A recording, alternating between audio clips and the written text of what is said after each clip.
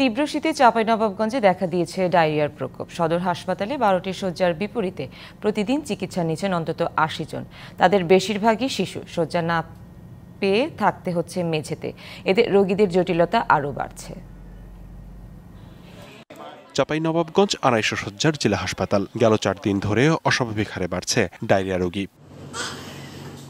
12 শয্যার ডায়রিয়া ওয়ার্ডে রোগী ভর্তি অন্তত 80 জন। তাই মেঝেতে গাদাগাদি করে চিকিৎসা নিতে হচ্ছে। আমি আসার পর চিকিৎসা পাইছি, কিন্তু জায়গা পাই নাই।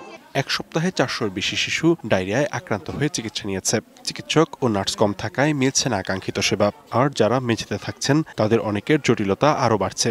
সেবা নিতে এসে আপনার সিস্টারের কাছে যাচ্ছি, সিস্টার একটাই থাকছে। Double million offer Walton fridge কিনে পেতে পারেন 20 লক্ষ টাকা। রয়েছে কোটি কোটি টাকার নিশ্চিত উপহার। গত নভেম্বর থেকে বাচ্চা ডায়রিয়া রোগী অনেক বেড়ে গেছে।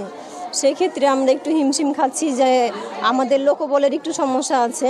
হঠাৎ ডায়রিয়া সংক্রমণের জন্য রোটা ভাইরাসকে কারণ হিসেবে দেখছেন চিকিৎসকরা। বেশিরভাগ রোগীর ক্ষেত্রে আমরা দেখছি যে পানি শূন্যতা, আমরা যেটা বলি যে ডায়রিয়াতে একটা গুরুত্বপূর্ণ বিষয় যে পানি শূন্যতা, ডিহাইড্রেশন, সেটা নাই। অনেকেই আতঙ্কিত হয়েও ভর্তি হচ্ছে। আমাদের এই অল্প জনবলে আমরা আমাদের চিকিৎসা সেবা চালিয়ে যাচ্ছি। আমাদের কিছুটা হিমশিম খেতে হচ্ছে। অন্যান্য যে জায়গাগুলোতে রোগীপত্র কম, সেই জায়গাগুলোতে বেডের অ্যারেঞ্জমেন্টটা করে বারান্দায় যাতে না থাকতে হয়। শীতের দিনে বারান্দায় বাতাস প্লাস ঠান্ডা, শিশু বাচ্চা তাদের জন্য থাকা খুবই কষ্টকর, আমি জানি। তো তাদের জন্য যাতে রুমের অ্যারেঞ্জমেন্টটা করা যায়, অলরেডি আমি আরএম মহোদয়কে নির্দেশনা দিয়ে দিয়েছি। দ্রুত শয্যা বাড়ানোর পাশাপাশি জনবল সংকট দূর করে সঠিক চিকিৎসা সেবা নিশ্চিতের দাবি রোগী ও তাদের স্বজনদের। DBC news desk.